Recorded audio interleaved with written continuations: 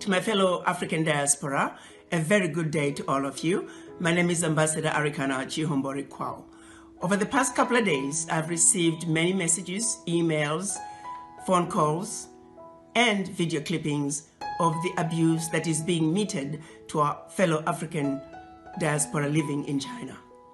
I've watched in horror Africans roaming the streets of China with their possessions after being evicted out of their homes simply because they are Africans. I've watched in horror Africans roaming the streets with their suitcases and at times with nothing at all, roaming the streets after being thrown out of their hotel rooms simply because they're Africans. I have watched in horror women carrying babies roaming the streets of China with nowhere to go after being thrown out of their homes simply because they are Africans. I've heard many stories of Africans who are married to Chinese being separated from their husbands or wives simply because they were Africans. I've heard stories about Africans being forced to take COVID-19 tests simply because they're Africans. In many cases, these individuals did not meet criteria for testing, or they had been quarantined for the specified time period as mandated by the anti-pandemic laws of China. Not once have I heard any complaints of any African disobeying the anti-pandemic laws of China. Why is it then that Africans are being singled out and mistreated? This situation is not acceptable. It is wrong, and it will not be tolerated.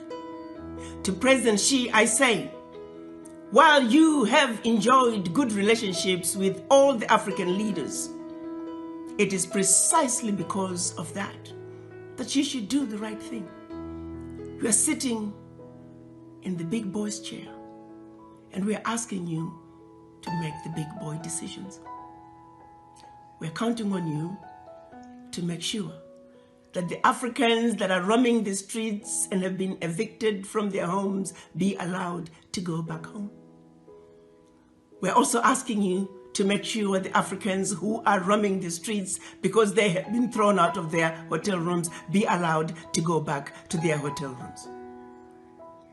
As we speak, President Xi, may I remind you that we have over 10 million Chinese residing in Africa, where we have welcomed them with open arms. We have allowed the Chinese to establish themselves, to marry Africans and live happily ever after in our Africa. Why can't Africans be awarded the same welcome that we have given to millions of your citizens? What is being done to Africans in China is deplorable, and the world cannot stand by and allow it to continue. While we understand that the majority of the Chinese are good people, they're good citizens in China as well as in Africa. However, sadly, among them, there are a few bad apples. A few bad apples that have chosen to give China a bad name. A few bad apples that are making China look bad in the eyes of the Africans. This is a situation that cannot be allowed to continue. President Xi, you are a good man. And we would like the relationship between China and the African governments to continue unabated. But the behavior that's coming from a few of your citizens will not be tolerated, and we're counting on you to do what is right, to do what is just, and to do what is fair. The Africans are no longer going to tolerate this abuse, from the Chinese or anybody else for that matter. The African youth are enraged. We're asking, when is enough going to be enough? President Xi, the power is in your hands. We value, as Africans, our relationship with China. Please do not allow a few bad apples within your citizens to ruin what is otherwise a wonderful relationship between China and the African countries. As a united citizens, as a united African citizens in the diaspora, we're asking you, President Xi, to do what is right, to do what is just, and to do what is fair. The children of Africa are saying, enough is enough.